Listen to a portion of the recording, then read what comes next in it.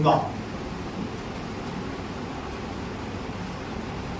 क्या प्रिपेयर करना है फाइनल अकाउंट हम बनाते हैं। अच्छा, हम क्यों बनाते हैं फाइनल अकाउंट?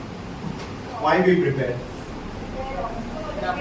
बिजनेस का नेट प्रॉफिट फाइंड करने के लिए, बिजनेस का नेट लॉस फाइंड करने के लिए।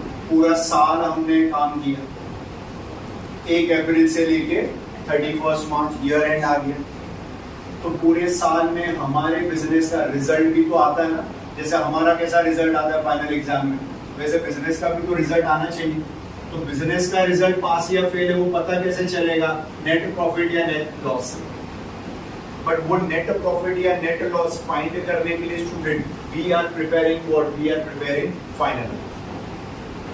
और ये जो हमारा फाइनल अकाउंट है ये पार्टनरशिप वाला है, तो उस हिसाब से कुल काफी पॉइंट्स तो सिमिलर ही है जो हमने लोअर स्टैंडर्ड में किए हुए थे। क्या क्या चीजें हम लोगों ने कवर की थी? देखो, लोअर स्टैंडर्ड में हम लोगों ने ट्रेडिंग अकाउंट बनाया था, हम लोगों ने प्रॉफिट एंड लॉस अकाउंट बनाया, बराबर है, और हम लोगों ने बैलेंस शीट बनाया। अच्छा, अब एक पॉइंट यहाँ पे एक्स्ट्रा होने वाला है तुम लोगों को, that is preparing what? Partners capital या फिर पार्टनर्स करंट अकाउंट। वो आपको क्वेश्चन में लिख के दिया, बराबर है। क्या क्वेश्चन में लिख के दिया होगा कि whether you are preparing a capital account और whether you are preparing a current account. क्या डिफरेंस है वो हम आगे जैसे लेक्चर चलेगा मैं आपको समझाऊंगा। But 3 point is very similar. 2 account, कौन से 2 अकाउंट? ट्रेडिंग पीएनएल और एक स्टेटमेंट, कौन सा वाला? Balance sheet. अच्छा, बैलेंस शीट किसका statement? How do you explain a balance sheet? कैसे एक्सप्लेन करोगे? It is a statement showing business assets and business liabilities, बराबर है। तो देख लेते हैं जरा, हम चालू करते हैं ट्रेडिंग पीएनएल और स्टेप बाय स्टेप सब लेते जाएं। अच्छा, अब बताओ ना मुझे थोड़ा ट्रेडिंग अकाउंट के बारे में, क्या सीखा था ये? इतना वर्बल के हम लोगों ने इतने सम्स किए, कौन बताएगा मुझे? जो फैक्ट्री के काम। हाँ, बोल, सही बोल रहे, बोल आगे बढ़, बच गई। फैक्ट्री के एक्सपेंसेस होते हैं, फैक्ट्री से रिलेटेड एक्सपेंस, बराबर है। तो उसकी जगह कौन सा वर्ड यूज कर सकते हैं हम? Direct expense. अब पॉइंट पे आता हूँ, जिनको पता है, जिन्होंने बता दिया, नहीं पता है बता देता हूँ। हमने वही एग्जाम्पल जो हम लोगों ने 11th में लिया, क्या था एग्जाम्पल? अपना बिजनेस कौन सा था उसमें? हाँ, एक फैक्ट्री थी। आया है? नहीं पता है तो मैं बता देता हूँ। अपना एक बिजनेस है, हम स्पेक्स बनाते हैं, चश्मा। उसका एक फैक्ट्री पालघर में लोकेटेड है, बराबर, और उसका हमारे बिजनेस का ऑफिस अंधेरी में। तरीका वही, पैटर्न फाइनल अकाउंट। फैक्ट्री में प्रोडक्शन होगा इसका, production in the sense manufacturing, बराबर है। तो मैन्युफैक्चरिंग से रिलेटेड जितना भी खर्चा होने वाला है अपनी इस चश्मे की फैक्ट्री का, उससे रिलेटेड जितने भी ट्रांजैक्शंस होंगे वो सारे के सारे आप किस में लिखोगे? Trading account. फैक्ट्री से रिलेटेड ट्रांजैक्शन, मैन्युफैक्चरिंग से रिलेटेड ट्रांजैक्शन, प्रोडक्शन से related transaction will form a part of your trading account. Anything related to production. कच्चा माल खरीदा, रॉ मटेरियल्स, बराबर है। कच्चा माल लेकर ट्रक आएगा, ट्रक कहाँ आएगा? सीधा फैक्ट्री में जाएगा। फैक्ट्री का इंश्योरेंस, सुनना समझना, फैक्ट्री का रेंट, ध्यान से सुनो, बराबर है। फैक्ट्री का इंश्योरेंस, फैक्ट्री के वर्कर्स जो काम करते हैं हमारे लिए, उनको हमने पेमेंट किया इन द फॉर्म ऑफ वेजेस, हमारे वर्कर्स को वेजेस, बराबर है। They will all form a part of your production related expenditure, which can be also called as a direct expense. और वो सारे डायरेक्ट एक्सपेंस जो प्रोडक्शन से रिलेटेड जाएंगे वो बनेगा आपका ट्रेडिंग। तुमको ये याद रखना तुम्हारा बिजनेस है, बस तुम अपना ध्यान, या फिर हम पार्टनर, हमारा बिजनेस, हमारा एक फैक्ट्री हम लोगों ने पालघर में डाला हुआ है, एक ऑफिस हम लोगों ने अंधेरी में डाली हुई है। अब पालघर में जितने भी हमारी फैक्ट्री में खर्चे होने वाले स्टूडेंट, वो सारे के सारे किस में जाएंगे? सब याद रखो। क्लियर? बराबर। फिर दूसरा account is our profit and loss. Office से रिलेटेड जितना भी खर्चा होगा, फैक्ट्री का नहीं, किसकी बात कर रहा हूं, ऑफिस से रिलेटेड, वो सारा का सारा। तो ऑफिस किधर है अपनी? अलग अलग जगह होगी, काम भी अलग अलग होगा। मशीन्स कहाँ पे होगी? हाँ, फैक्ट्री कहाँ पे? पालघर में। मशीन का सब खर्चा उधर, प्रोडक्शन का सब उधर, गुड्स बनाने का खर्चा सारा उधर। इधर पूरा ऑफिस संभालने का जितना भी एडमिनिस्ट्रेटिव का सारा खर्चा आपका जाएगा पीएनएल। सेल एंड डिस्ट्रीब्यूशन, दो तीन चीजें सुनो, बताऊंगा जब मैं स्लाइड लाऊंगा तब। पीएनएल में क्या क्या लिखोगे? Administrative, sale and distribution and financial expense. क्या होता है फाइनेंशियल एक्सपेंस या फाइनेंशियल ट्रांजैक्शंस? एनीबॉडी? इसके पिछली स्लाइड में क्या क्या लिया था तुम लोगों ने? कुछ इंटरेस्ट पढ़ा था? किसके ऊपर इंटरेस्ट था? इंटरेस्ट ऑन कैपिटल आया यार, इंटरेस्ट ऑन ड्रॉइंग्स वो भी आएगा, interest on partners capital, interest partners capital and loan. वो सारे खर्चे क्या माने जाएंगे? They are your financial expense. तो पीएनएल किसी ने भी पूछा आपको कैसे बताना है? It includes three concepts. PNL account includes sales and distribution, financial transactions and administrative expenses. They will form a part of your profit and loss. और बैलेंस शीट तो तुम जानते ही हो, क्या आता है बैलेंस शीट के अंदर? Asset, liability. अच्छा, असेट और लायबिलिटी कितने पार्ट में डिवाइडेड है? How many parts are the asset and liabilities divided? कौन से पार्ट में? Fix asset and current. बराबर है, ले रहे हो, चलो थोड़ा सा ध्यान दो।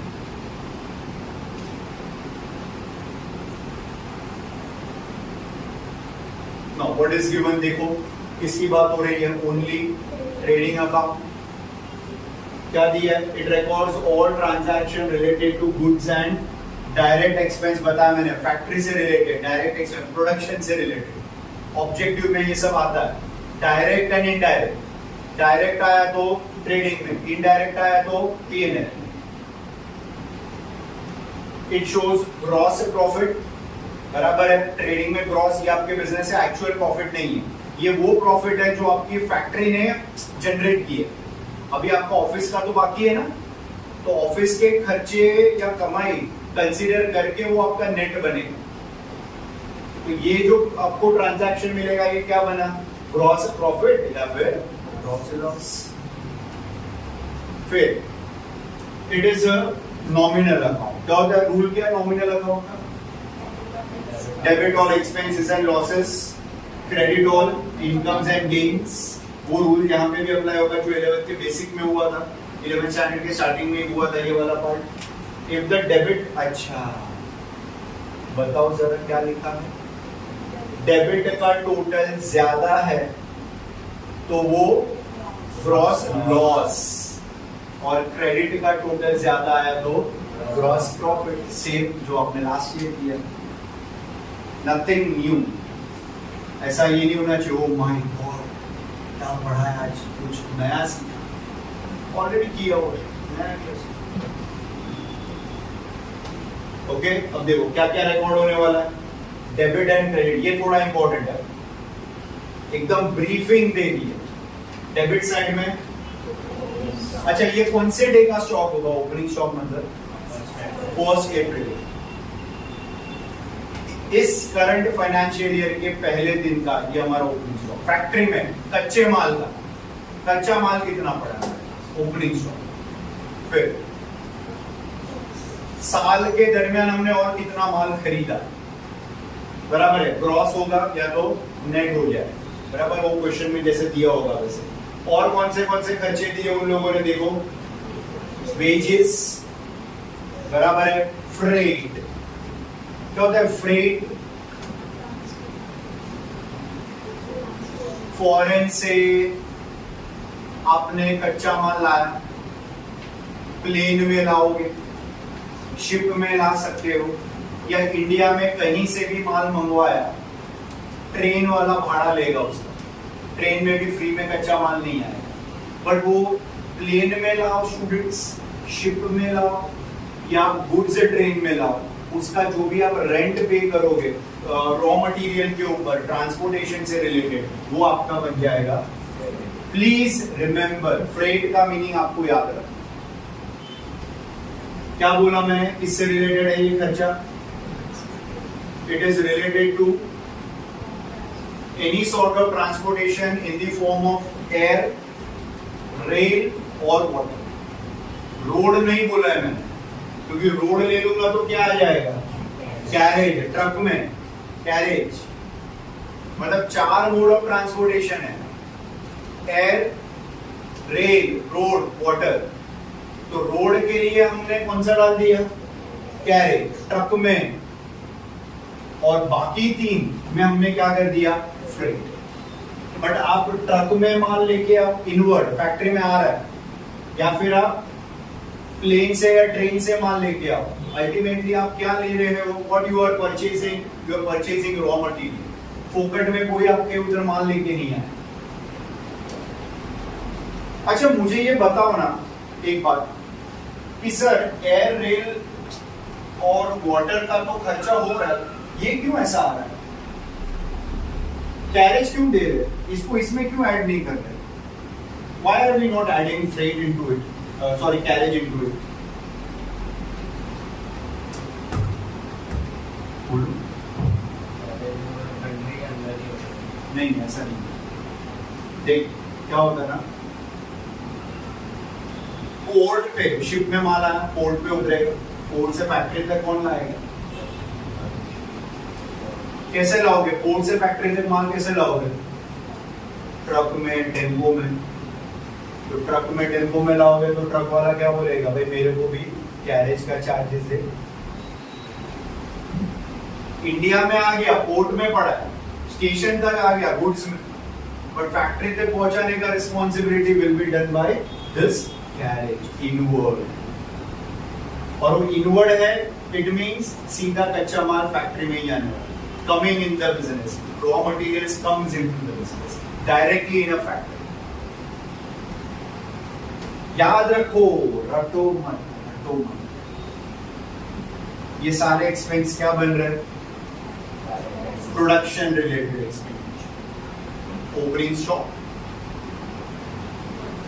ट्रायल बैलेंस में सब देखने का दिमाग चलाना, परचेजेस है सर, अब उसके अलावा डायरेक्ट एक्सपेंस कौन से दे सकता हूं, अब वेजेस, मजदूरों को दिया हमने जो फैक्ट्री में काम कर रहे हैं। फिर हमने क्या किया, transportation other than road transport, road वाले को दिया हम लोगों ने ट्रक में। फिर आप क्या कर रहे हो, ऑक्ट्रॉय। ऑक्ट्रॉय क्या होता है, टैक्स होता है, एक तरीके का लोकल टैक्स, याद रखना, एक तरीके का क्या है ये, लोकल टैक्स, जो सिर्फ किस पे लगता है, रॉ मटेरियल पे। सुनो समझो, ऑक्ट्रॉय किस पे लगेगा, रॉ मटेरियल्स पे, कच्चे माल पे। तो 2 चीजें याद रखनी है, किसी ने भी पूछा व्हाट इज ऑक्ट्रॉय, तो रटना मत, सर टैक्स है, बट कौन सा tax, is a tax on raw material. अच्छा, कौन सी सरकार चार्ज करेगी उसको, लोकल गवर्नमेंट। लोकल गवर्नमेंट मतलब कौन सी, अपने एरिया, जैसे मुंबई है तो मुंबई की गवर्नमेंट। टैक्स भी अलग अलग लेवल पे होता है ना, एक लोकल लेवल का, एक स्टेट लेवल का और एक सेंट्रल लेवल का। तो octroi is a local tax.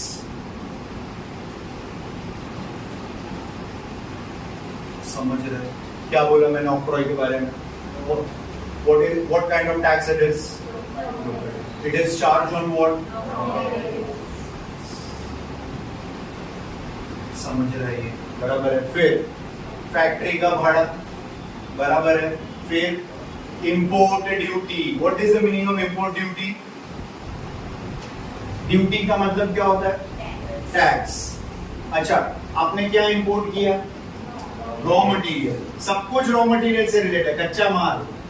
कच्चा माल इंपोर्ट किया फॉरेन से, चाइना से माल इंडिया में आया शिप में, तो पहले तो तुम क्या करोगे? शिप वाले को फ्रेट दोगे, शिपिंग चार्जेस। फिर ट्रक वाले को बोला कि भाई मेरा ये दिन ये पोर्ट पे, मुंबई के पोर्ट पे माल आने वाला है चाइना से, ट्रक लेके पहुंच जाना। लेकिन उधर माल तुम्हारा अलग रख दिया जाएगा साइड में, भारत सरकार के अलग लोग होंगे। बोले बेटा फॉरेन से आया नाम ही बात करना, ये वो मत बोलो। बोले ये सर पूछिए बेटा, फॉरेन से माल आया, इंपोर्ट हुआ, टैक्स भरा उसका? नहीं भरा सर। भरो। अब समझा, कच्चा माल आया उसका, मतलब देख कितने टैक्स हो गए। एक तो लोकल गवर्नमेंट ले रही, ऊपर से फॉरेन से आया तो इंपोर्ट ड्यूटी, ये केंद्र सरकार को जाएगा। मैंने बोला ना अभी, सेंटर लेवल का अलग टैक्स होगा, ये लोकल गवर्नमेंट का टैक्स, सब कच्चे माल को। मतलब ये ऐसे कोई भी वर्ड आ रहे हैं, तुम लोग को कहां पे उठाने हैं? ट्रेडिंग में ही लेके जाओ। वो भी कौन सी साइड लेके जाओगे? डेबिट साइड, क्योंकि ये ज्यादातर सारे क्या है? एक्सपेंस है। और ये कौन सा अकाउंट है हमारा? नॉमिनल, डेबिट दी एक्सपेंस।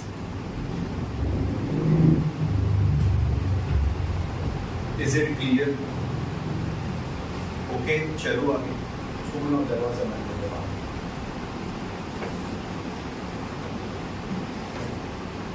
नेक्स्ट,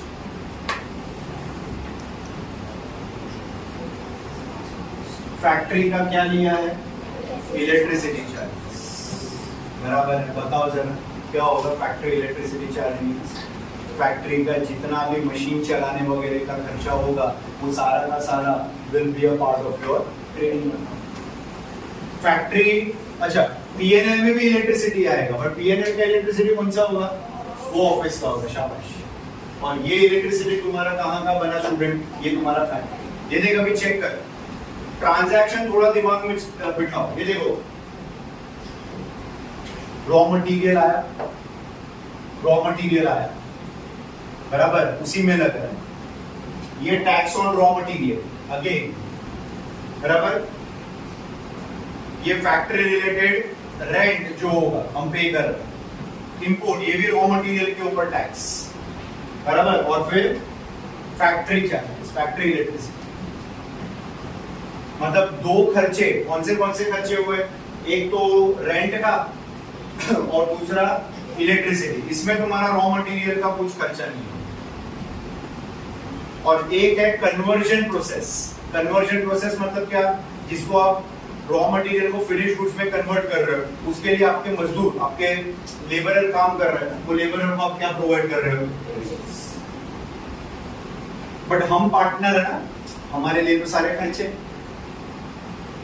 हमें ऐसे समझना कि हम तो पार्टनर है, हमारे लिए these are our expenses and these are our expenses will form a part of your trading account, because these are what kind of expenses? These are all kind of tax.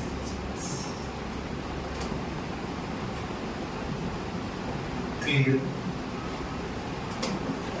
आगे check करो, credit side में क्या क्या आएगा? Cell of goods, बराबर, माल बेचा, sales. फिर drawing bye partner. अच्छा, ये कौन सा ड्राइंग होगा? कैश होगा या गुड्स होगा? गुड्स। पार्टनर बिजनेस में से कुछ माल सामान घर पे लेके, हमारे चश्मे की फैक्ट्री है, गॉगल्स भी बनाते हैं बढ़िया, फर्स्ट क्लास, एकदम हाई क्वालिटी। कड़ी धूप है बाहर, तो हमने बोला मैं एक चश्मा मेरे और घर वालों के लिए लेके जा रहा हूं। तो वो हम लोगों ने क्या कर दिया? फिर good distributed as free sample. क्या मतलब है इसका? एडवर्टाइजमेंट। शाबाश, ये हमारे लिए प्रचार करने वाली बात। कि हमारे सेल्समैन कहीं जाएंगे और उनको हम 50-100 सैंपल दे देंगे और वो जहां जहां भी जाएंगे वो सैंपल छोड़ के आएंगे। अगर सामने वाले कस्टमर को या कोई दुकानदार को जो सैंपल दिया है, अगर मान लो उनको हमारा सैंपल बहुत अच्छा लग रहा है तो हमें एक बड़ा ऑर्डर मिल सकता है, पर वो तो भविष्य की बात है। फिलहाल के लिए हमने खाली उनको सैंपल दिया है, बट वो हमने सैंपल कैसे बांटा? फ्री, मुफ्त, निःशुल्क।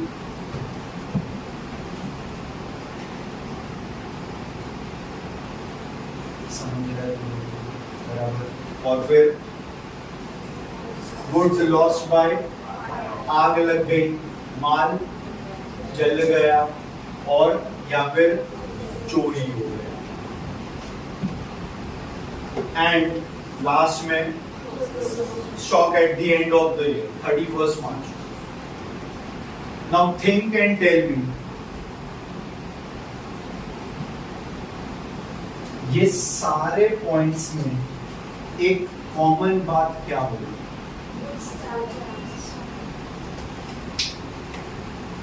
हर केस में गुड्स जा रहा है। कैसे हर केस में गुड्स जा रहा है? माल बेचा तो गुड्स जा, पानी आ रहा है।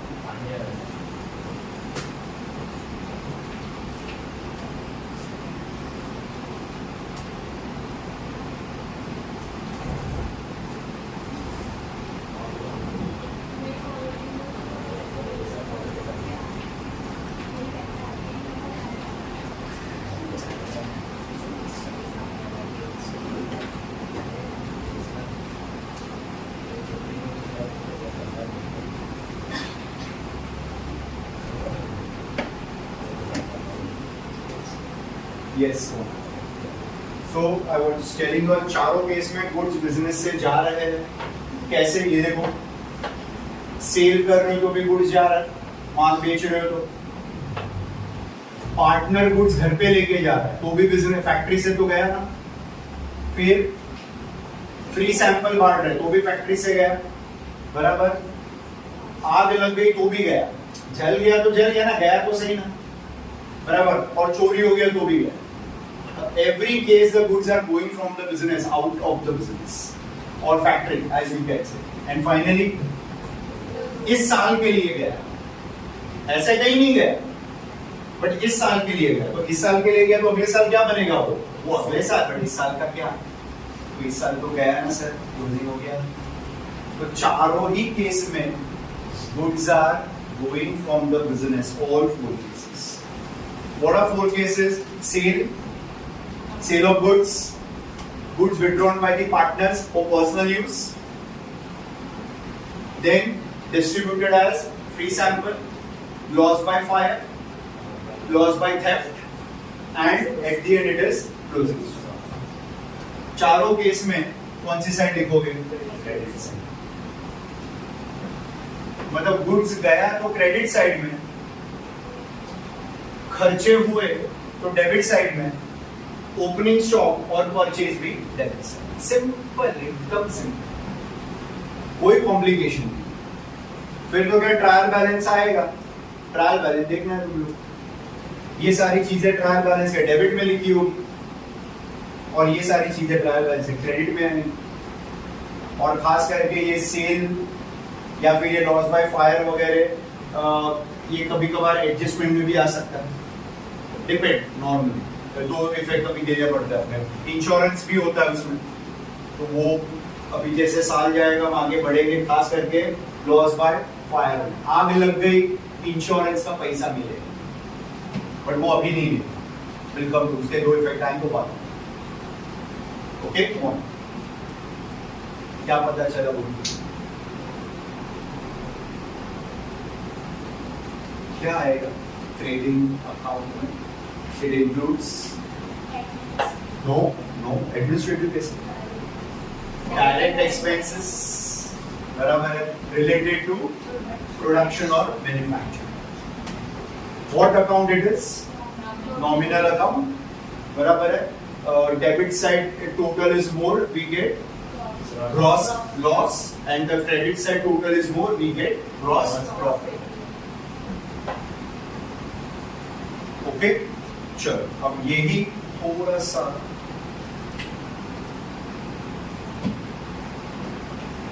भर के ओके।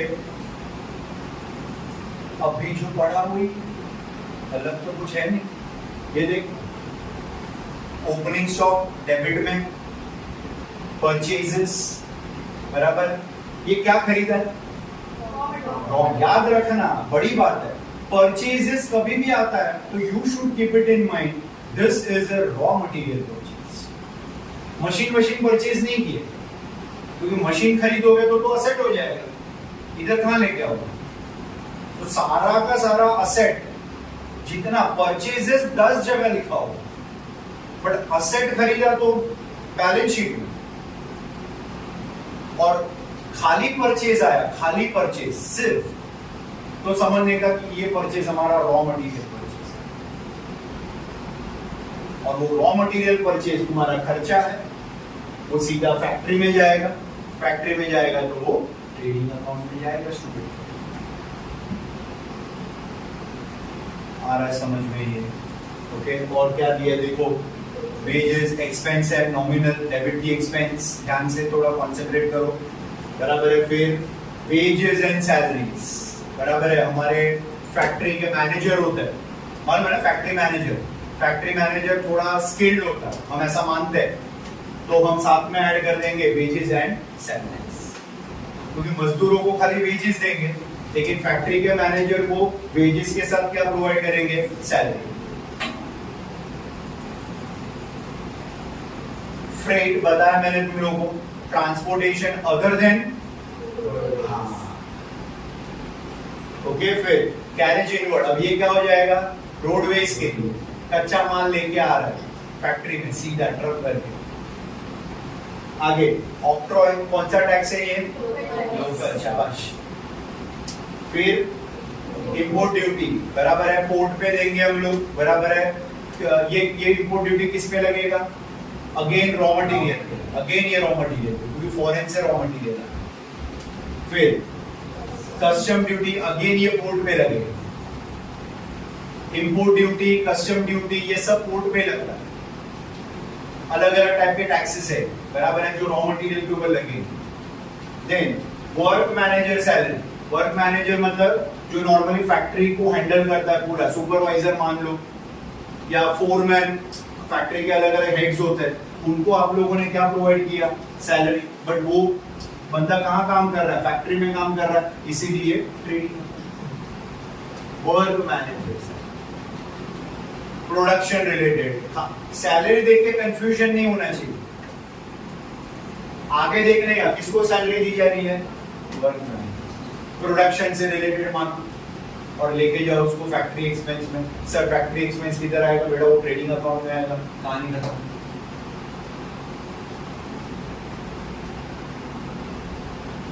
आ रहा है समझ? डाउट्स क्लियर करने। चलो फिर क्या दिया? पावर, फ्यूल एंड ऑयल, बराबर। मतलब पहले के टाइम पे क्या नहीं था? ज्यादातर इलेक्ट्रिसिटी नहीं होती, तो वो डीजल वाले इंजन आते थे, पता है, मशीन्स जो डीजल पे चलते थे, तो उसके लिए ये लोग तेल वगैरह खरीदते थे, उसको मेंटेन करने के लिए। तो ये सारे खर्चे जो है वो फैक्ट्री में, क्योंकि मशीन कहाँ चलती है? फैक्ट्री में, तो ये खर्चे उधर हो गए। देन कोल, गैस, वाटर, ये भी फैक्ट्री में लगेगा। कुछ मशीन गैस के ऊपर चलती है, बराबर, वो सीएनजी भी हो सकता है, वो एलपीजी भी हो सकता है, बट वो मशीन को चलाने का, मशीन कहाँ चलेगा? मशीन फैक्ट्री में ही चलेगा, तो अगेन ट्रेडिंग अकाउंट। अभी लाइट आ गई है, बिजली से चल रही है, पर पहले ये सब नहीं, इतनी टेक्नोलॉजी नहीं थी। हमारा सिलेबस अभी भी हमें वैसे ही सिखा रहा है, तो हम भी वैसे ही सीख रहे हैं। फिर रॉयल्टी, बराबर है, रॉयल्टी किसके लिए लेते हैं? I want somebody to explain me on royalty. Ankush, any idea on royalty? Generally.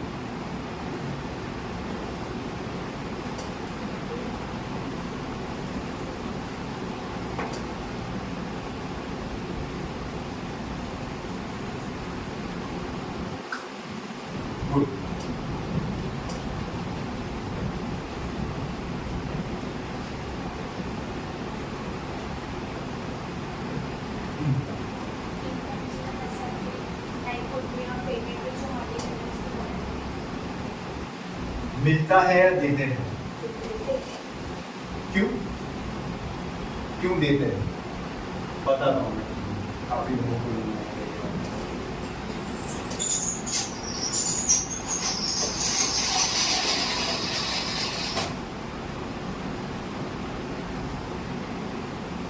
ध्यान से, there are some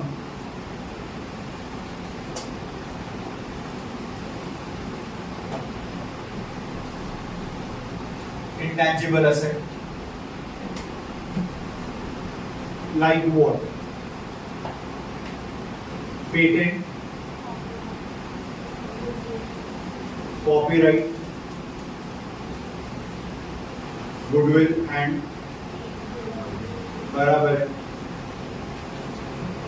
अब ये चारों कॉन्सेप्ट में एक बात याद रखना,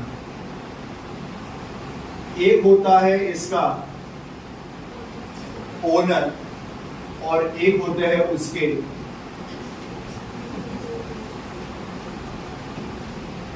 ये बात याद रखनी, ये बड़ा बाइफर्केशन। पहले तो तुम्हें ये चारों का मीनिंग समझना, पहले ये चारों है क्या एग्जैक्टली। असेट है बट इनटैंजिबल दिखाई नहीं देते, तो what is it? Patent normally किस पे लगेगा? टेक्नोलॉजी पे लगेगा। टेक्नोलॉजी जैसे माइक्रोसॉफ्ट विंडोज, हम ऐसा एग्जांपल लेंगे, बराबर है, या गूगल एंड्रॉइड, हम वो एग्जांपल लेंगे, वो टेक्नोलॉजी, बराबर।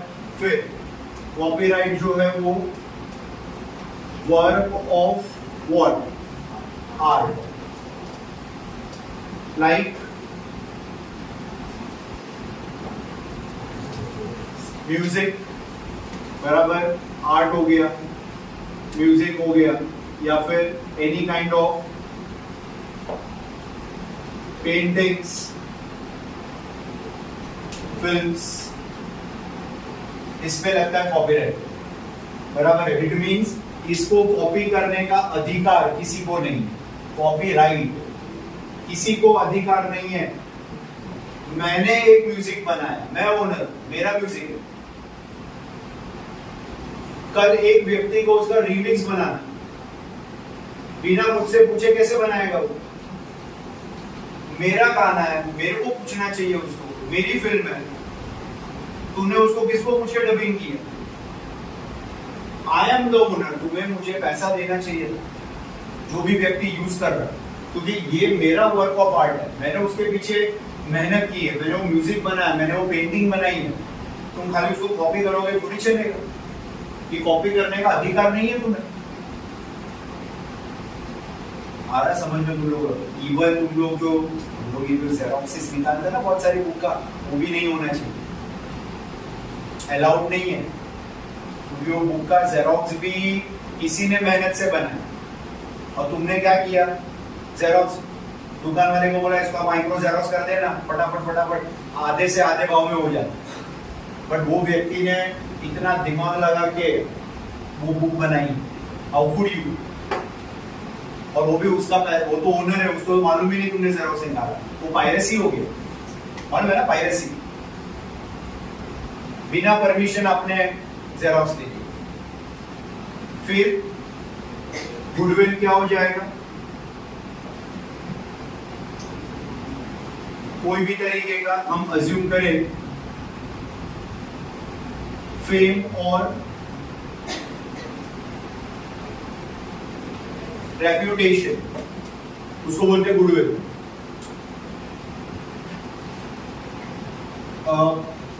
जैसे मान लो, सुनना मेरी बात समझना, हम दो पार्टनर है एक बिजनेस, बराबर है, हमें सी को एडमिट करना है एज अ पार्टनर। ध्यान से मेरी बात ध्यान से सुनना, हम लोग 6 साल से बिजनेस चला रहे हैं, अब सी तीसरा पार्टनर होगा, तो हम सी को डायरेक्ट ऐसे एंट्री नहीं बोलेंगे, सी को बोलेंगे भाई तेरे को 2 चीजें लानी पड़ेगी, एक तो तू कैपिटल लेके आ, क्योंकि हमने कैपिटल भी डाला हो, लेकिन ये 6 साल में हम लोगों ने जो बिजनेस का नाम बना, वो नाम का भी तेरे को पैसा देना पड़ेगा। तो कल सुबह सी आके सीधा कुर्सी धारण करेगा और बोलेगा मैं पार्टनर, मेहनत तो ए और बी ने इतने सालों से की ना, तो सी से हम लोग, मैं और आप, किस चीज का पैसा लेंगे? गुडविल का, क्योंकि वो रेपुटेशन, वो फेम बिजनेस का मैंने और आपने मिल डायरेक्ट किसी को एंट्री नहीं देंगे, हम इनसे गुडविल का पैसा लेंगे क्योंकि हम ओनर है।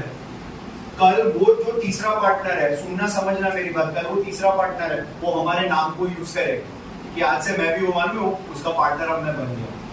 तो बोलेंगे जब तू पूरे दुनिया को बताएगा तो हमारा पार्टनर है, तो तेरे हमारे साथ तेरा भी तो गुडविल बनेगा। बट ये 6 साल से गुडविल हमने बनाया है, वी वांट यू टू पे certain amount.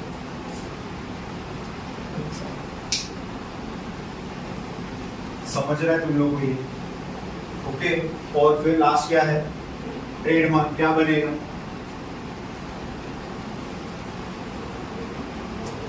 Name and logo. बताओ मुझे इसके बारे में कोई, नेम एंड लोगो के बारे में प्लीज। मुझे मैकडॉनल्ड चालू करना है, मैं और आप मिलके, पार्टनर है ना हम लोग, हम साल भर ऐसे ही चले, बराबर है। अब बोलो, अब मैकडॉनल्ड चालू करना भी हमें क्या करना पड़ेगा? क्या डायरेक्टली दुकान लेके बोर्ड मार दूं मैकडॉनल्ड, ये मेन्यू कार्ड डाल दिया, अब क्या होगा? कल सुबह किसी ने बहुत अच्छे अच्छे लोग हैं ना दुनिया में, बहुत अच्छे लोग होते हैं, हमारी बहुत चिंता करते हैं, शुभ चिंतक, जाके मैकडॉनल्ड बोल दिया सर मैकडॉनल्ड चालू हुआ है, वो आएगा बेटा किसको पूछे तूने मैकडॉनल्ड डाला, नाम किसको पूछे? हमको पूछा, खाली हाँ या नाम है बोल, नहीं। क्या तूने पूछा लोगो यूज करने के लिए? नहीं। पेनल्टी लगेगी फालतू। तो ये ना हो, इसीलिए हमें क्या करना पड़ेगा? उनसे परमिशन लेनी पड़ेगी, उसका नाम और लोगो यूज कर, फिर वो हमें नाम लोगो देगा, फिर हम उसको दुकान पे डाल देंगे। अब बिंदास। लेकिन अपना मुद्दा क्या था? अपना मुद्दा था, बराबर है ना, हम तो रॉयल्टी पे अटके हुए अभी। अब पेटेंट का जो मालिक है, गूगल या फिर माइक्रोसॉफ्ट, कॉपीराइट जिन्होंने फिल्म या म्यूजिक बनाया, या फिर हम ये ले लेते चल ट्रेडमार्क वाला मैकडॉनल्ड, हमें इनसे परमिशन लेनी पड़ेगी कि क्या मैं आपकी वस्तु का उपयोग कर सकता हूं। वो बोलेगा बेटा तू मेरे पास क्यों आया? हम बोलेंगे सर आप मालिक हो ना, इसलिए आपसे हम परमिशन लेना चाहते हैं कि क्या आपका टेक्नोलॉजी, क्या आपका वर्क ऑफ आर्ट, क्या आपका नाम या लोगो हम यूज कर सकते हैं क्या? आया समझ में? अब हम पॉजिटिव वे में जाएंगे। अगर वो व्यक्ति हाँ बोल देता है तो वो ओनर ने हम यूजर को हाँ बोल दिया, तो हम यूजर ये ओनर को क्या पे करेंगे? Royalty. It is paid by the user to the owner.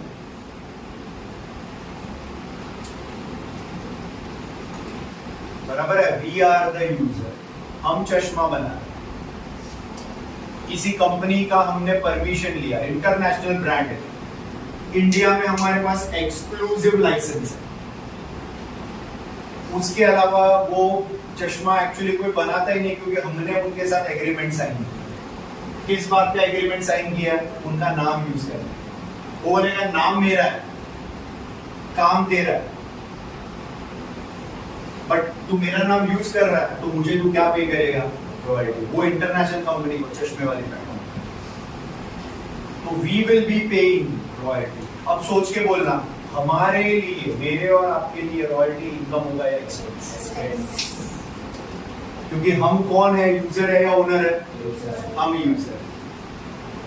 हमारे पास अधिकार नहीं है उनको पूछे बगैर उनके नाम का यूज कर। अब समझा कॉन्सेप्ट?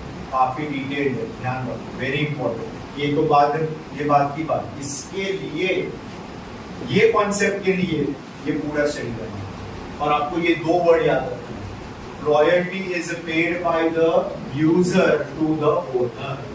खत्म। ओके, चलो आगे एवरीबॉडी।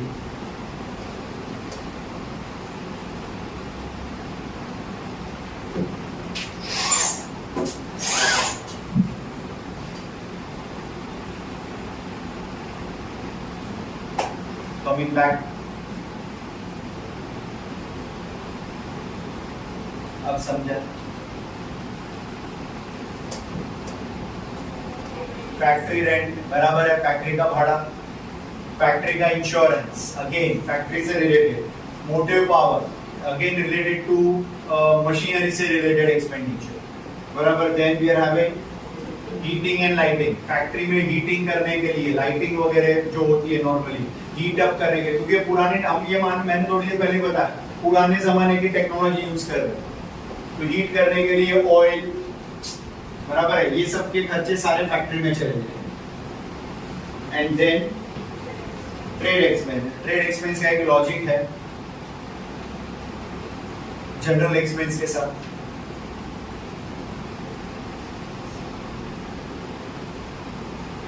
कि नहीं लेंगे, चलो वही चलेगा, बाद में कराऊंगा सब के दरमियान नहीं। सेल्स, अब देखो वो चार चीजें जहां गुड्स जा रहा है, आया यार माल बेचा, ये चेक कर बराबर। फिर विड्रॉन बाय द प्रोप्राइटर, चश्मा बहुत गर्मी है घर पे लेके गए, फिर फ्री में बेचा हम लोगों ने, सैंपल्स एडवर्टाइजमेंट, बट गुड्स गया ना चारों केस। और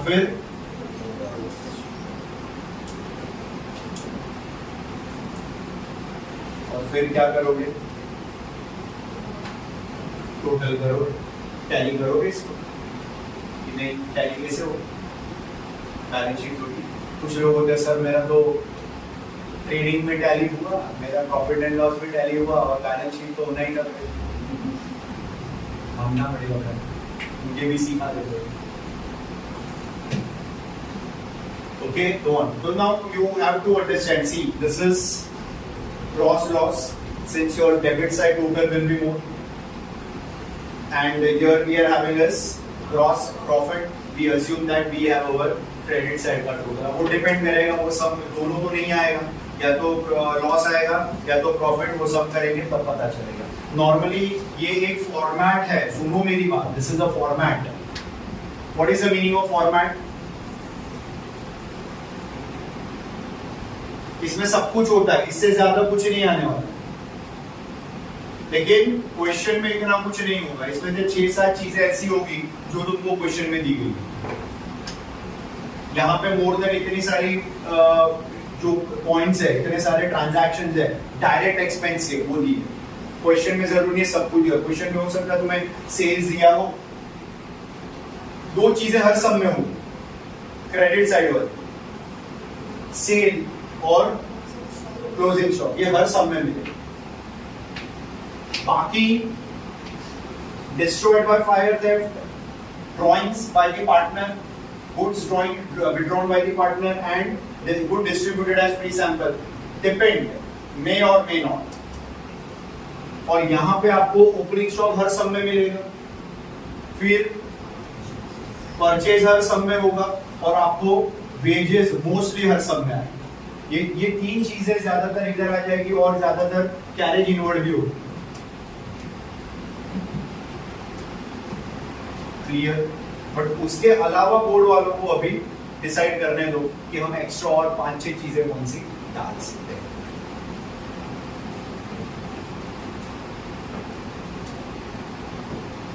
समझ रहा है दोनों साइड का bifurcation? I hope it is clear. देख लो एक बार, चलो 2 मिनट सांस ले लो।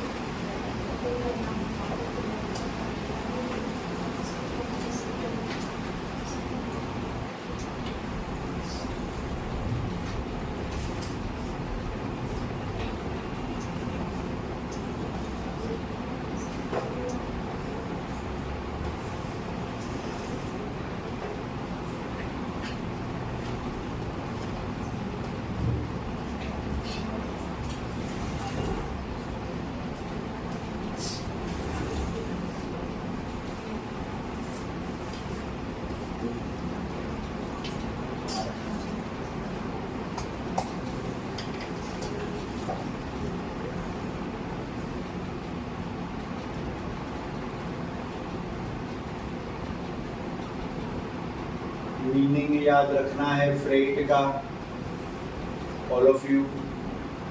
Carriage inward you all should remember.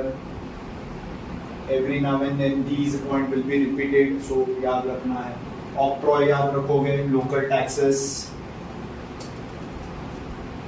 Basic चीजें हैं, ये सब एकदम क्लियर हो जाएगा तो आगे कोई दिक्कत नहीं आएगी.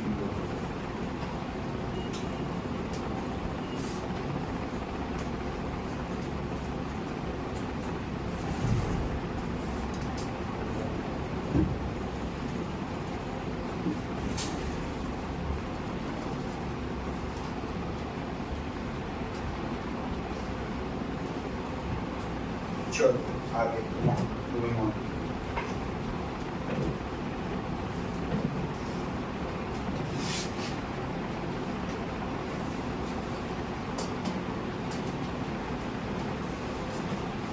Profit and loss account second case. दूसरा account again which account?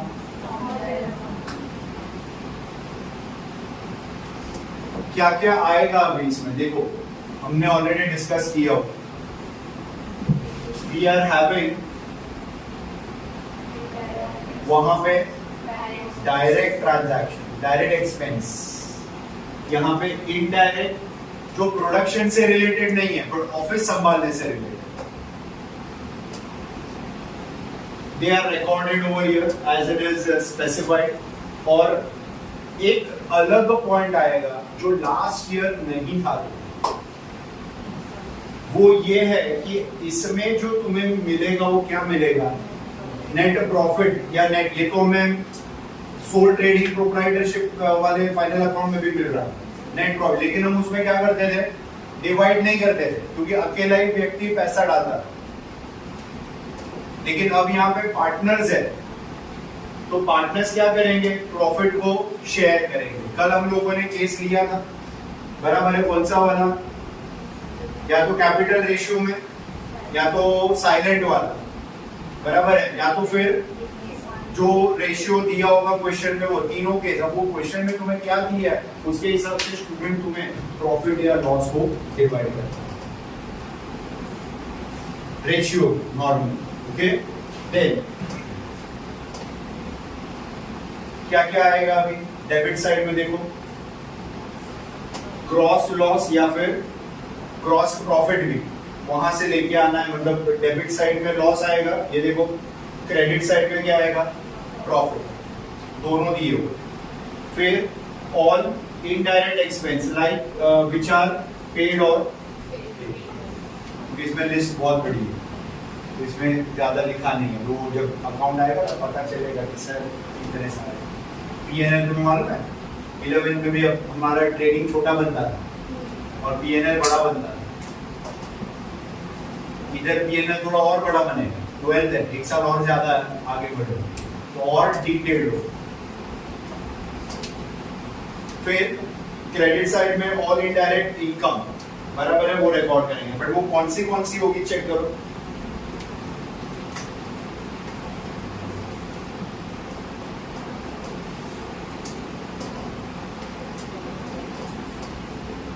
Salaries paid. ये सैलरी मिला नहीं है, हम काम कर रहे हैं, हमारा बिजनेस है. बताओ मुझे, आर वी दी ओनर और वी आर दी एम्प्लॉइज? तो हमें सैलरी पे करना हो, हम मालिक, तो हमारे लिए वो इनकम है या एक्सपेंस है? एक्सपेंस. इसीलिए debit side, nominal debit the expense. फिर सैलरी वेजेस, अनप्रोडक्टिव वेजेस. क्या होता है अनप्रोडक्टिव वेजेस? छोटी मोटी साफ सफाई करवाई, जो नॉर्मली प्रोडक्शन से रिलेटेड नहीं है, उसको क्या बोलेंगे? Unproductive. Then office sundry, miscellaneous, others, printing stationery, postage, telegram, electricity. But ये कौन सा इलेक्ट्रिसिटी होगा? ऑफिस का. अच्छा, क्वेश्चन में खाली तुम्हें ये लिख के दिया है इलेक्ट्रिसिटी चार्ज, और ये नहीं बोला ऑफिस का या फैक्ट्री का, तो कौन सा लोगे? ऑफिस का ही ले। फैक्ट्री इलेक्ट्रिसिटी होगा स्टूडेंट, तो फैक्ट्री बोला जाएगा। और फैक्ट्री भी है, ऑफिस भी है, तो लिख के देंगे फैक्ट्री इलेक्ट्रिसिटी, ऑफिस इलेक्ट्रिसिटी। तो फिर कोई टेंशन नहीं, लिख के दिए। आगे लीगल वकील को देता है, बराबर है। ऑडिट सीए को देता है, नॉर्मली जो भी खर्चे होंगे वो अकाउंट ऑडिट करने। इंटरेस्ट ब्याज पे किया हमने। देन वेयर हाउस, क्या होता है वेयर हाउस? क्यों रखना पड़ता है गोडाउन हमें? हाँ, फिनिश गुड्स को स्टोर करना पड़ेगा ना। तो फिनिश गुड्स को स्टोर करने के लिए हम क्या भाड़े पे लेंगे?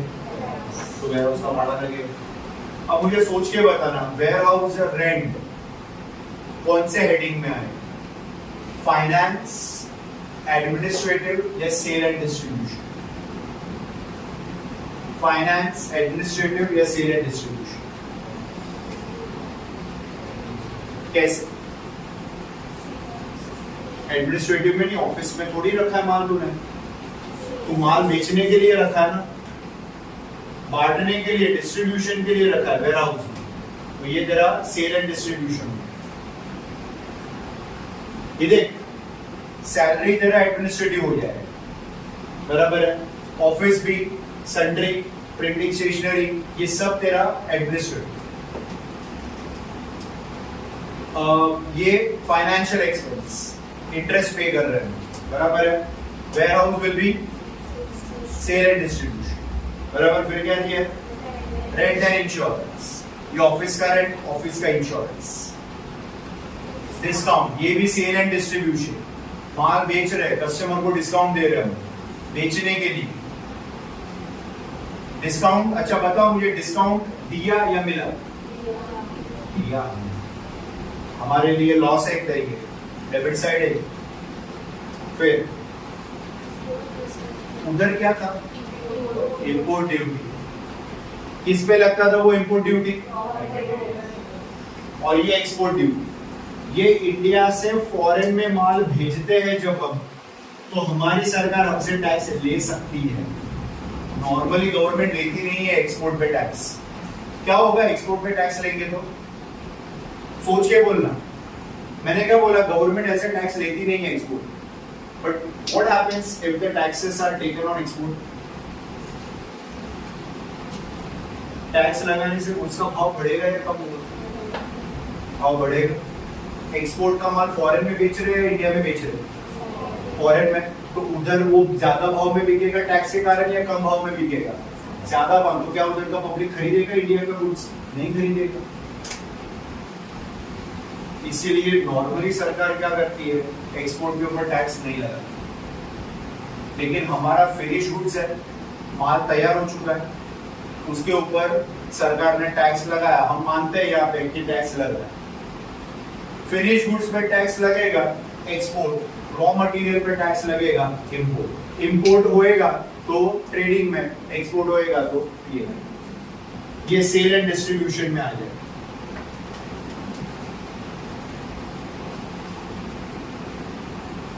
क्लियर है बाइफर्केशन?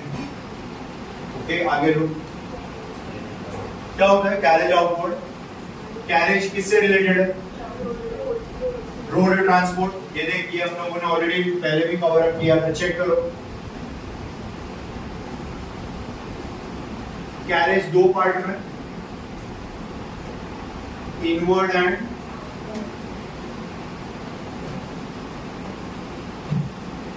इनवर्ड। मतलब ये कहां पे जाएगा?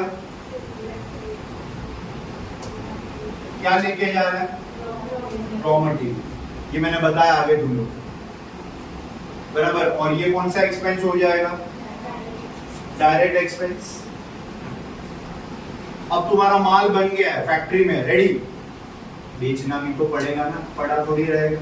चश्मे बन के पड़े हुए, बॉक्स के बॉक्स। फिर से आप किसको बुलाओगे? ट्रक वाले, आ जाओ। माल लेके जाना है, कहां पे लेके जाना है? मार्केट में लेके जाना है बेचने के लिए। तो इसीलिए ये तुम्हारा कौन सा एक्सपेंस होगा? Selling expense related to finish goods. इसीलिए ये वाला तुम्हारा आएगा ट्रेडिंग अकाउंट में और ये वाला आ जाएगा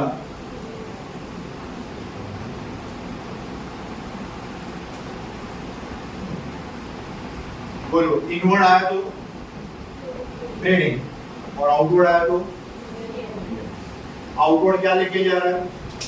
फिनिश गुड्स। और इनवर्ड क्या लेके आ रहा है? Raw material. Inward raw material कहाँ लेके जाएगा? फैक्ट्री, इसलिए ट्रेडिंग। और आउटवर्ड माल सेल के लिए लेके जा रहा है, इसीलिए वो सेलिंग एंड डिस्ट्रीब्यूशन में जो आएगा तुम्हारा पीएनएल।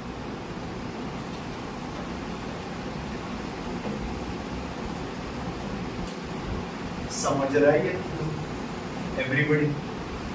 ओके, चलो next, trade expense and packaging charges. Packaging charges क्या होता है? माल पैक करते हैं। ओके, कौन?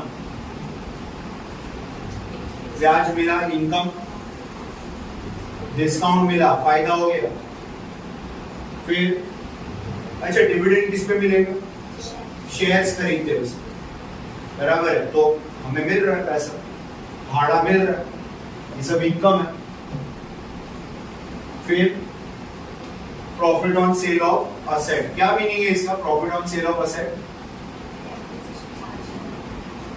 11th में हमने डेप्रिसिएशन पढ़ा था। असेट जब हम बेचते हैं तो या तो हमें प्रॉफिट होगा या उसमें लॉस होगा। सिंपल भाषा में बोलूं, 4 लाख के असेट को 4.5 लाख में बेचा, कितने का फायदा हुआ? 50,000 का। वो 50,000 को मैं क्या बोलूंगा?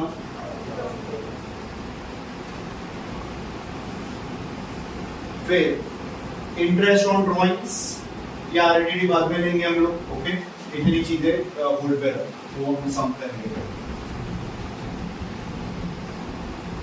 कंटिन्यू है भाई इसका, ये ना वो क्रेडिट साइड उतना ही है, डेबिट मैंने वो पहले ही बोला था, 12 से थोड़ा ज्यादा है, 11 से थोड़ा ज्यादा है, डिटेल्ड है। ओके, आगे देख,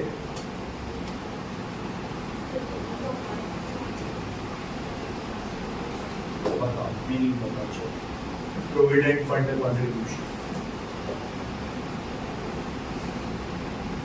क्या होता है? प्रोविडेंट फंड सुना है आप लोगों ने? किसी ने नहीं सुना? मना कर देते हो। किसी के पेरेंट जॉब करते हो, उनको सैलरी में प्रोविडेंट फंड मिलता हो? नहीं।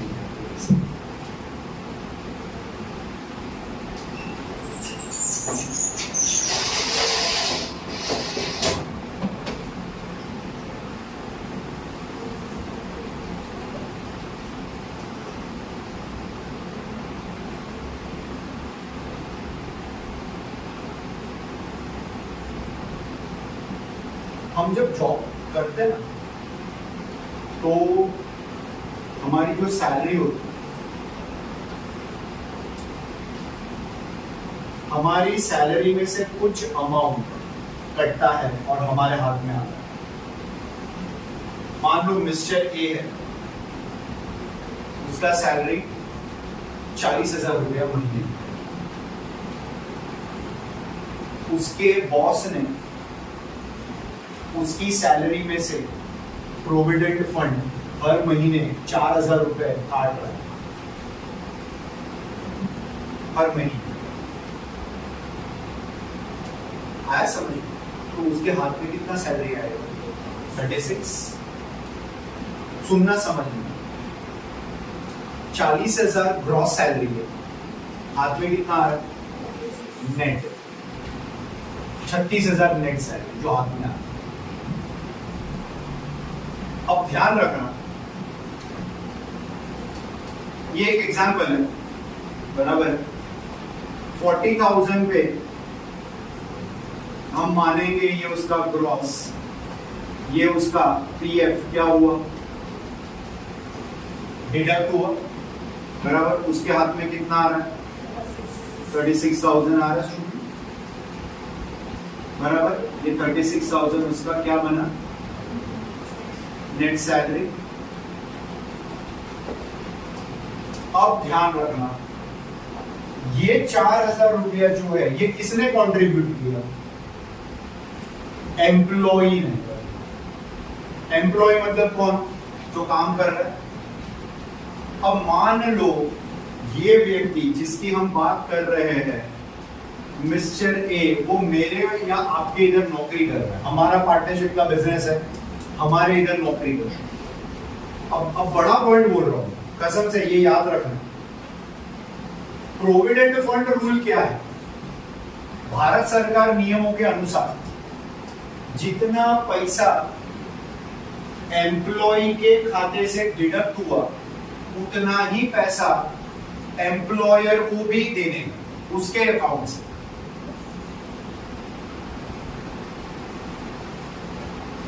मतलब मालिक कौन है उसके? हम लोग। हम भी उसके खाते में कितना डालेंगे? 4,000। मतलब ये जो व्यक्ति है मिस्टर ए, इसका एक अलग अकाउंट बनता है, पीएफ अकाउंट। 4,000 जो है वो मिस्टर ए का क्या है?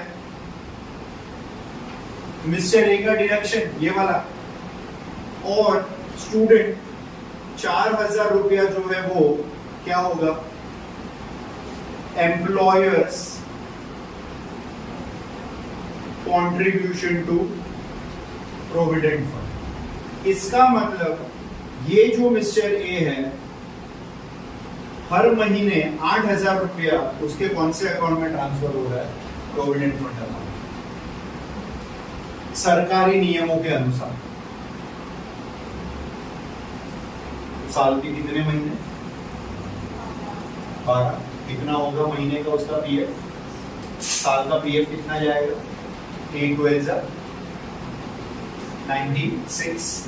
96,000 रुपीज मिस्टर ए के अकाउंट में, जिसमें 48,000 उसका खुद का होगा 4,000 के हिसाब से, बराबर है ना?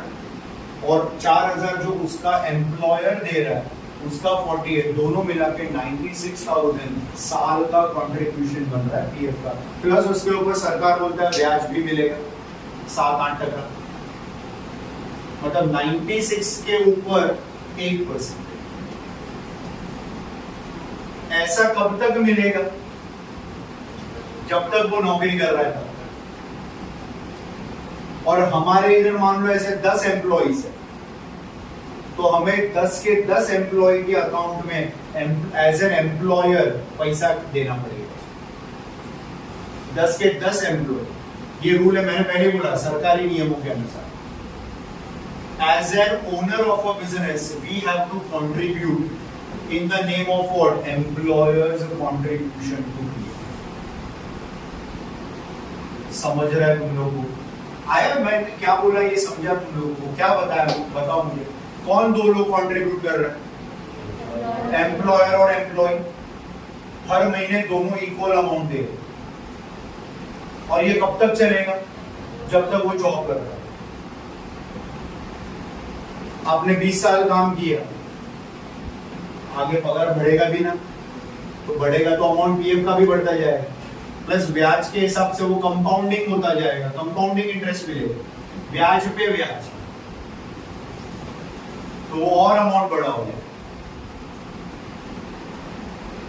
तो it is an additional benefit कि आप इतने साल काम कर रहे हो तो वहां पे आपको ये अमाउंट मिलेगा, ईयरली 96,000 के आसपास या लाख रुपया पकड़ो। चलो,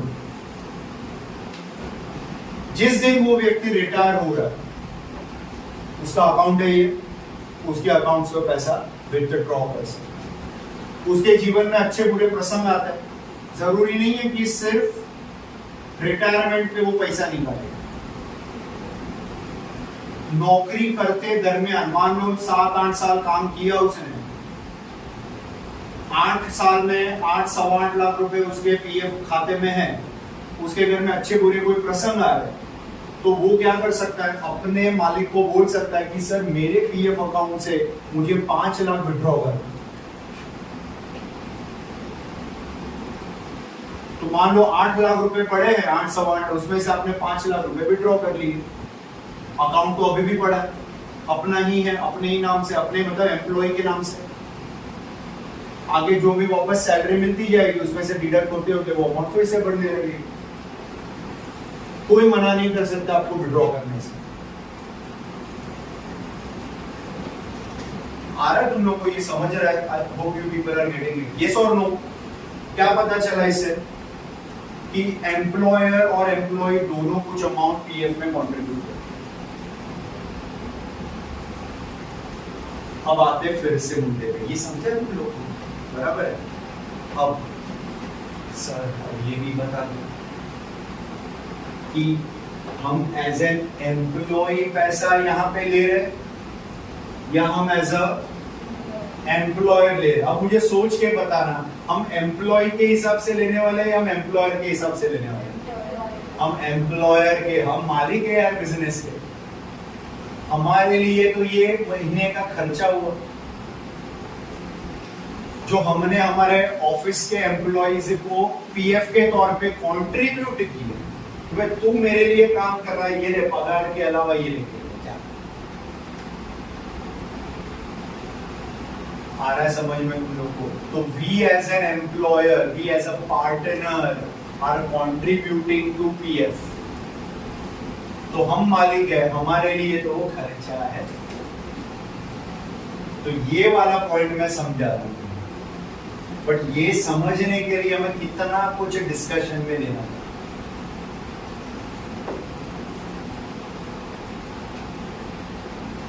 ओके चलो, coming back to the same point, check करो ये देखो।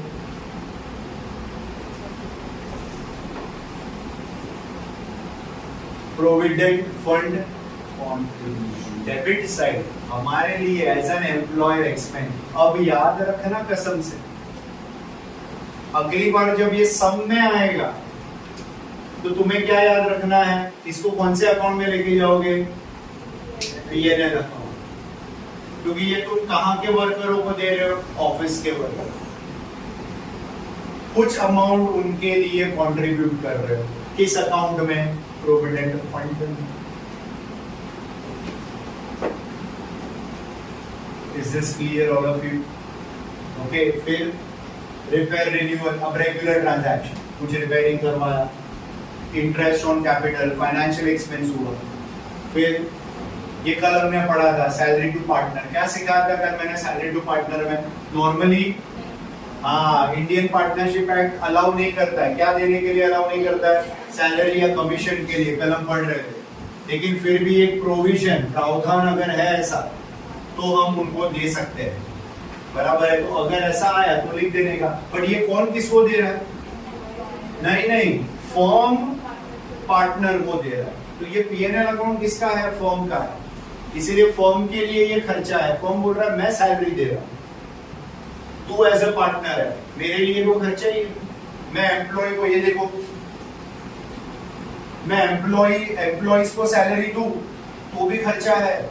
और अगर तुमने कोई ऐसा प्रोविजन बनाया है पार्टनर के सैलरी का तो मेरे लिए तो वो भी खर्चा ही है, मुझे तो देना ही है तुम्हें। तो दो बार रिपीट नहीं हुआ, ये याद रखो। ये पार्टनर का है और वो सैलरी एम्प्लॉय का है। These are two different concepts.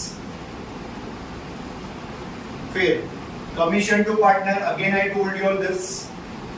Interest on partners loan, वो 6% वाला, बराबर है? ये वो वाला कॉन्सेप्ट 6% जो हमें याद रखना पड़ेगा, जो क्वेश्चन में नहीं दिया होगा। फिर डेप्रिसिएशन, वो तो सब में जैसा परसेंटेज दिया होगा वैसे ही लेना पड़ेगा। ठीक है? उधर क्या लिया था हमने थोड़ी देर पहले? Profit on sale of asset. 4 lakh का असेट 4.5 में बेचा। यहाँ पे हम क्या लेंगे? 4 लाख का असेट 3.5 लाख में बेचा, 50,000 का लॉस हो गया। नुकसान हमने यहाँ पे loss on sale.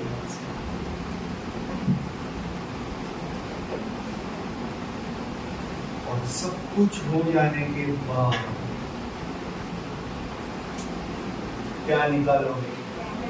Net profit, या तो यहाँ क्या दिया है, और वो नेट प्रॉफिट या नेट लॉस आप क्या करोगे, पार्टनर्स में डिवाइड करोगे, PSR जैसे दिया गया हो, ये प्रॉफिट है तो प्रॉफिट, और वो सम के टाइम पे करेंगे।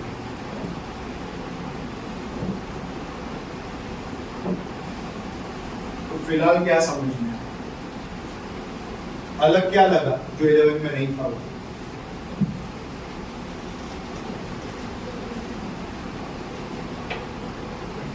Profit on sale of asset वाला केस नहीं था उसमें, loss on sale of asset बराबर है। फिर प्रोविडेंट फंड कंट्रीब्यूशन नहीं था, और उसको काफी डिटेल में डिस्कशन में।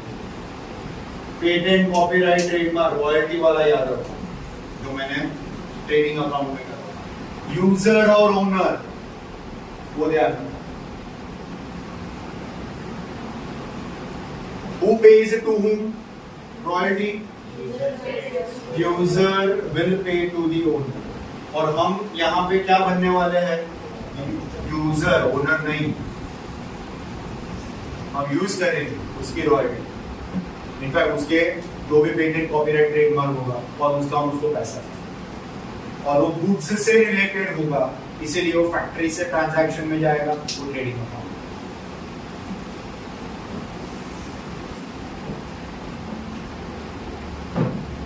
ओके, चलो आगे।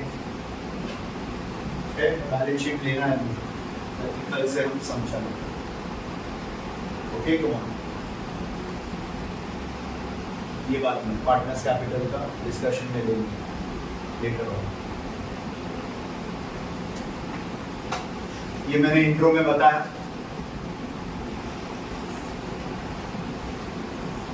Not an account but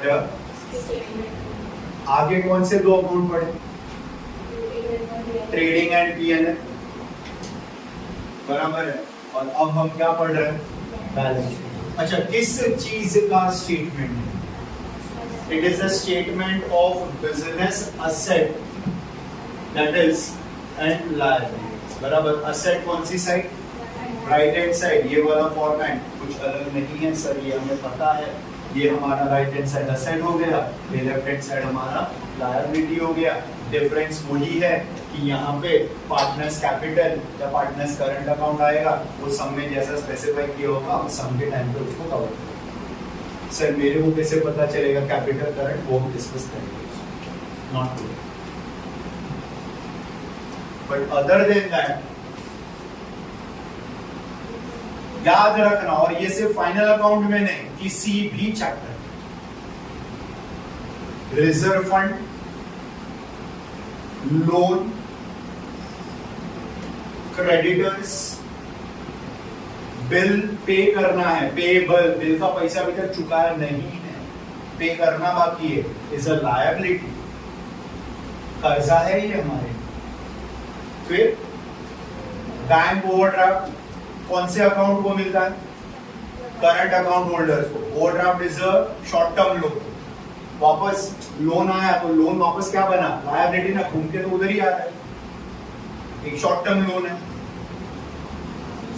outstanding, outstanding means unpaid, unpaid what? Expenses, unpaid salary, सुनो, अनपेड वेजेस, अनपेड इलेक्ट्रिसिटी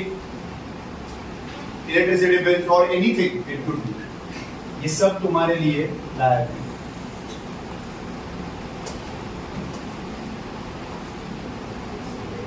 क्या मतलब है? प्रीपेड कैसे होता? पे का तो रिसीव कर रहा है तो पे कैसे बोल सकता है?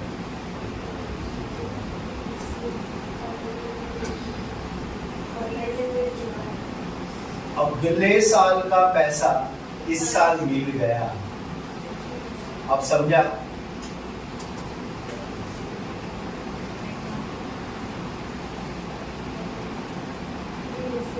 क्या है? बोलो भी तो, बराबर ना? अरे अगले साल का पैसा तुमको किसी ने 2025 का पैसा अभी 2024 में दे दिया, इसका मतलब तुम एडवांस लेके बैठे, अब उसका काम करोगे या नहीं करोगे? सर करोगे नहीं करोगे मत पूछो, करना ही पड़ेगा। वो पीछे पड़ गया, अब करना ही पड़ेगा। उसका मतलब अब हम पैसा लेके बैठ गए तो हमारे लिए तो लायबिलिटी है ना, उसका तो काम करना पड़ेगा ना, इसीलिए ये लायबिलिटी है कि सर एडवांस मिल गया तो अच्छा है ना, सबसे एडवांस मिल गया तो कितना अच्छा। तो क्या बैठ जाओगे एडवांस मिलेगा तो काम ही नहीं करूंगा? नहीं, उल्टा ज्यादा टेंशन है। वो एडवांस दे के बैठा है, अब तो उसका काम करना ही पड़ेगा। उल्टा हमारे लिए वो लायबिलिटी हो गया। इस साल का भी दे दिया, अगले साल का भी ले ले भाई, भरोसे भरोसे पे काम होता है। इतने साल से तेरे से अच्छा रिलेशन है, तूने मेरा सारा काम किया, 2 साल का पैसा लेके, तो हम तो ठीक है, खुश हो गए। But then what? We have to work for it. Hence, it is a lie. Anything, any sort of income received in advance. मतलब 2 बात हो रही। ये देख, एक तो पैसा भरा नहीं और एक एडवांस में मिला। ये दोनों चीजें हमारे लिए क्या बनी?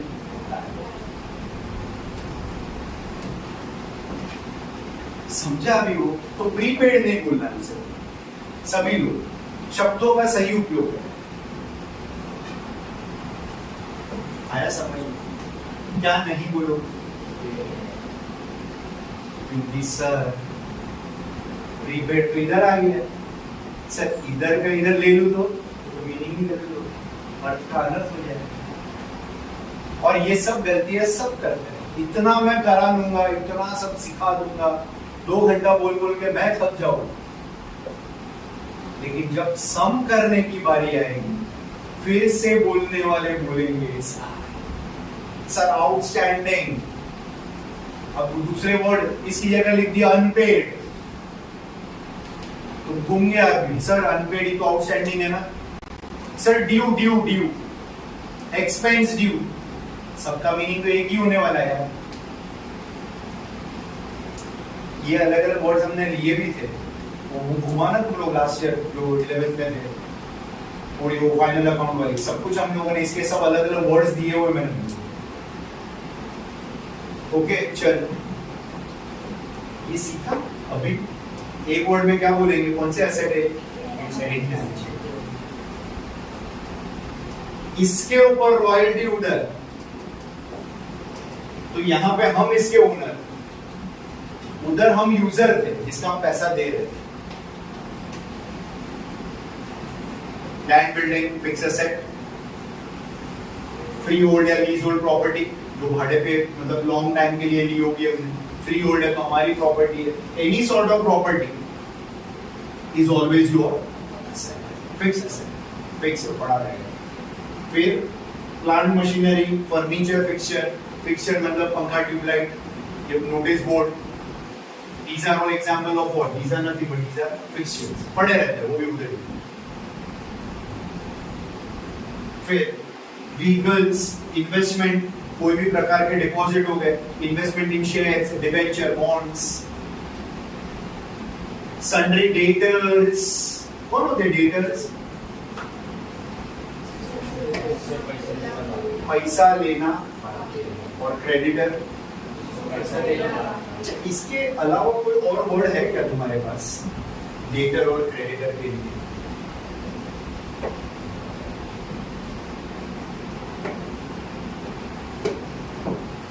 से गाली देके भी बुला सकता हूँ वैसे तो, ये वर्ड है मेरे पास नहीं, वो ठीक है, वो बुलाओ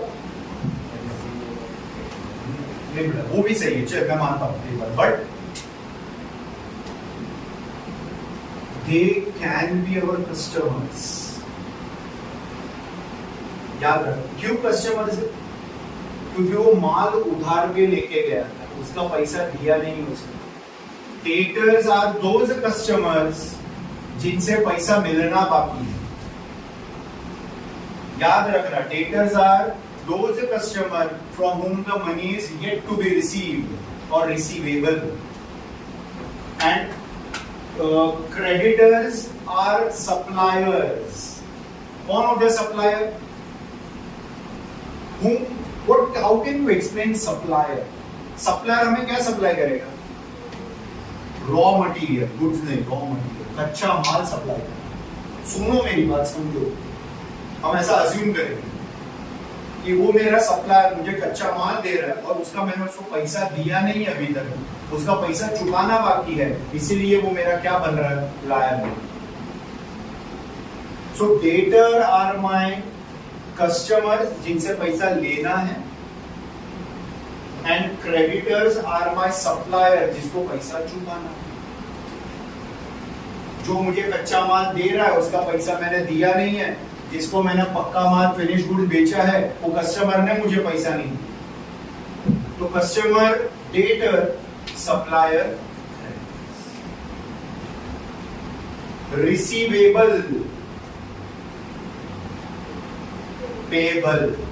पेबल है लायबिलिटी, पे करना है, और डेटर है, रिसीवेबल है। रिसीवेबल है तो असेट, कोई भी रिसीवेबल होगा असेट, और कुछ भी पेएबल होगा वो हमारा लायबिलिटी।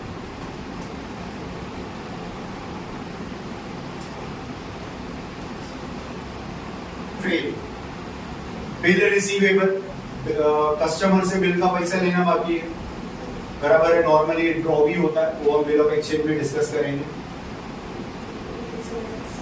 बताओ जरा, अगले साल का पैसा हमने इसी साल दे दिया, तो क्या अगले साल हम चुकाएंगे? क्या वो व्यक्ति हमें मांगने आएगा हमारे पास? आके तो बता। यहाँ पे हम पैसा लेके बैठे और यहाँ पे हम पैसा लेके बैठे, टेंशन नहीं है, कोई मांगने नहीं आने वाला। प्रीपेड एक्सपेंस, अगले 2 साल का भाड़ा इसी साल दे दिया, तो अगले 2 साल का भाड़ा देने की कोई जरूरत नहीं। फिर इनकम मिलनी बाकी है, ब्याज मिला नहीं, तो ब्याज मिला नहीं तो क्या हो गया? इनकम रिसीवेबल, कुछ भी चीज मिलनी बाकी। Cash in hand, cash in bank, ये तो रेगुलर है, बराबर, और ये भी रेगुलर, और सब कुछ अगर सही होगा, ये एक बहुत बड़ा चमत्कार है जो कुछ ही लोगों के साथ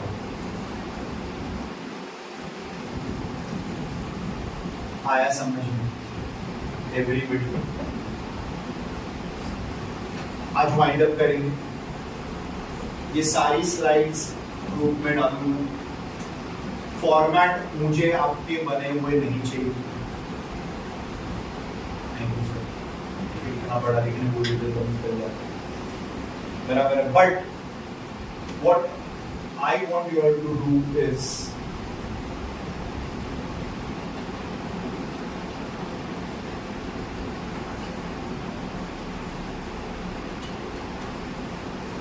ये आ जाएगा ग्रुप में, तुम्हें क्या करना है, यहां से चालू करो लिखना। कल जहां पे एंड किया ना तुम लोगों ने, उसके बाद यहां से चालू करोगे, इतना ट्रेडिंग का पूरा यहां तक, ये नहीं करना है। उसके बाद सीधा हेडिंग तुम्हारा आ जाएगा प्रॉफिट एंड लॉस, ये पूरा, और फॉर्मेट आप नहीं करोगे, ये सब भी नहीं फिलहाल, और फिर बैलेंस शीट का, मतलब 3 स्लाइड्स है, ट्रेडिंग, पीएनएल, बैलेंस शीट। इसको आपको लिखना प्रॉपर जैसे इसमें लिखा हो, और कल जब आओगे तो हम सम चालू, बराबर। तो क्या क्या हमने कवर अप किया आज? पूरा direct expense, indirect expenses, asset and liability. मुझे जाने से पहले बताओ, प्रोविडेंट फंड कंट्रीब्यूशन का क्या सीन था? एम्प्लॉयर किसको देगा?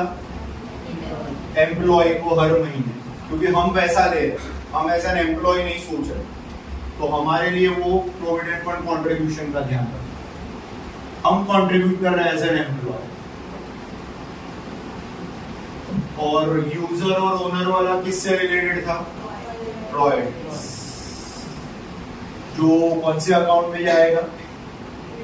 तो हमें हाँ ट्रेडिंग में, बट हमें अपने आप को क्या मानना है? हमें अपने आप को यूजर ही मानना है।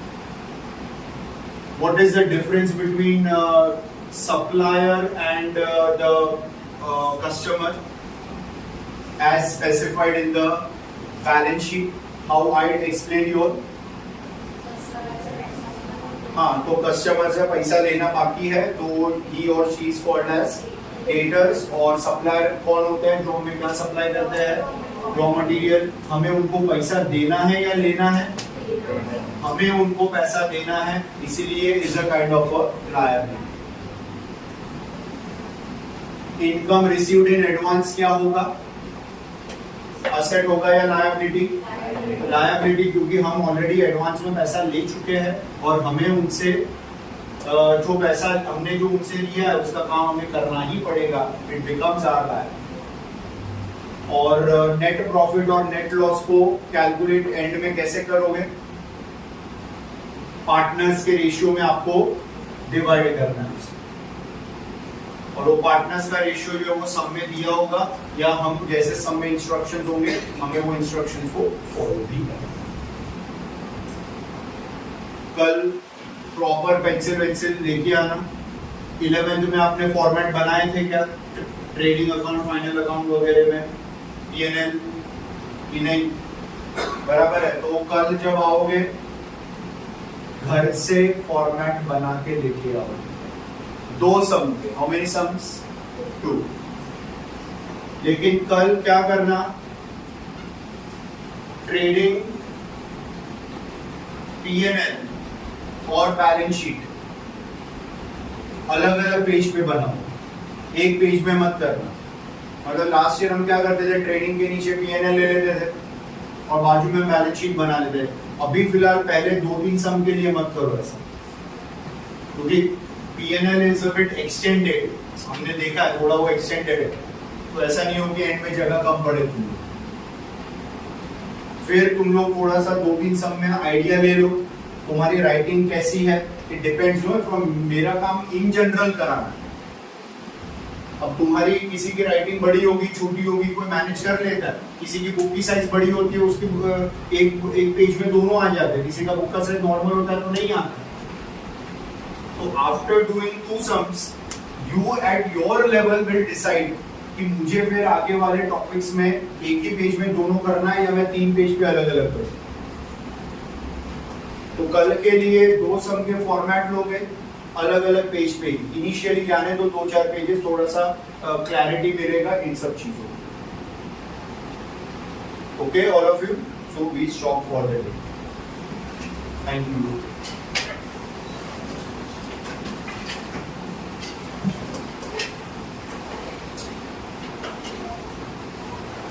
ये कॉपी नहीं करना, जाओगे बिना कॉपी की रखी है।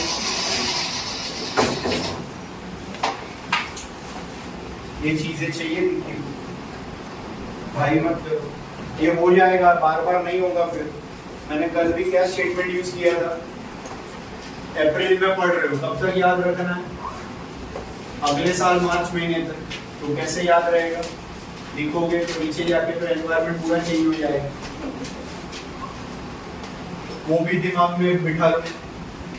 ये प्रोविडेंट फंड की जरूरत नहीं है, चाहिए तो तुम्हारे ऊपर है, that you all decide whether to do it और नॉट। और ये भी नोट कर लेना, कैरेज वाला